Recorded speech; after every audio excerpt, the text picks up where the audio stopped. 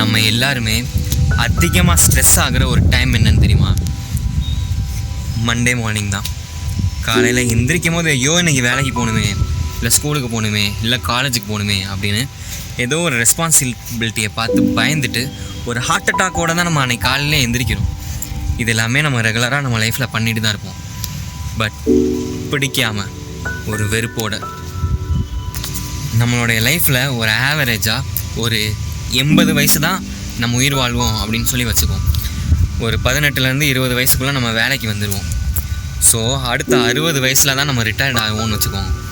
அந்த ஃபுல் டைமையும் நீங்கள் செக் பண்ணி பாருங்கள். நம்மளுடைய வாழ்க்கையில் நம்ம ஹாப்பியாக இருந்திருக்கலாம், சேடாக இருந்திருக்கலாம், இல்லை யார் கூடனாலும் நம்ம வாழ்க்கையை நம்ம ஸ்பெண்ட் பண்ணியிருக்கலாம்.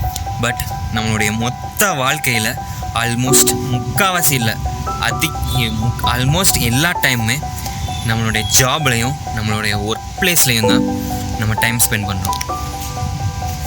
கரெக்டாக? அதுவும் பிடிக்காமல் வெறுப்போட. நம்ம எல்லாருக்கும் ஒரு மைண்ட் செட் இருக்கும். ஸ்கூல் படிச்சுட்டு இருந்தோம்னா காலேஜ் போயிட்டா ஹாப்பியாக இருக்கலாம், அடுத்து வேலைக்கு போயிட்டா ஹாப்பியாக இருக்கலாம், ஃபினான்ஷியலாக நமக்கு நிறைய காசு வந்துடும், அப்போது ஹாப்பியாக இருக்கலாம்.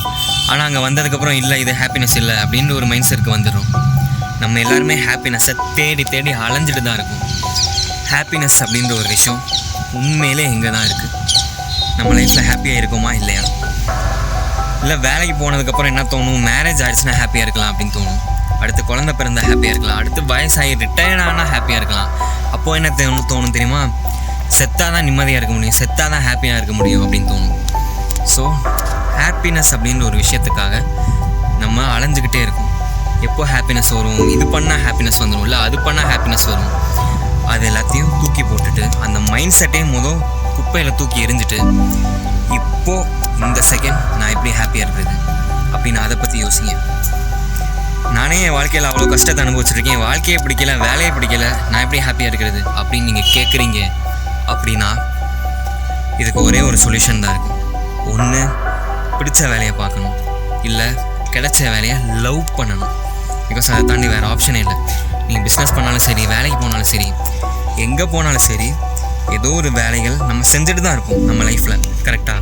வேலையே பண்ணாமல் ஒன்றுமே பண்ணாமல் வாழ்க்கை ஃபுல்லாக நம்மளால் இருக்க முடியுமான்னு கேட்டால் இல்லை.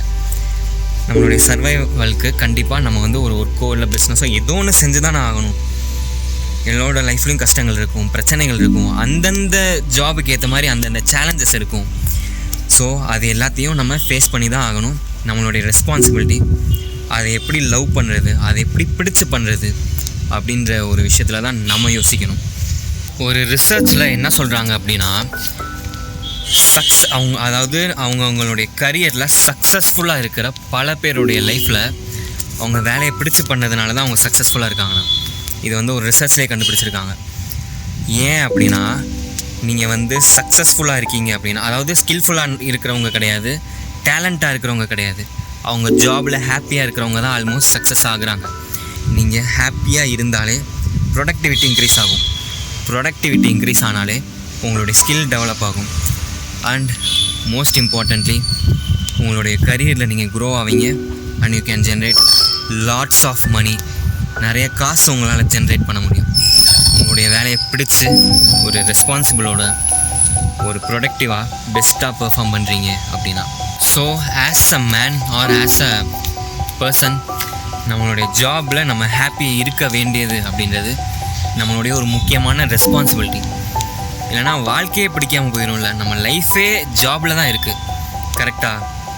ஸோ நம்ம லைஃப் ஹாப்பியாக இருக்கணும், ஒரு பர்பஸ்ஃபுல்லாக இருக்கணும், இந்த வாழ்க்கையை நான் ஹாப்பியாக நிம்மதியாக கடந்து போகணும் அப்படின்னா நம்மளுடைய ஜாப் லைஃப் நல்லா ஸ்மூத்தாக இருக்கணும்.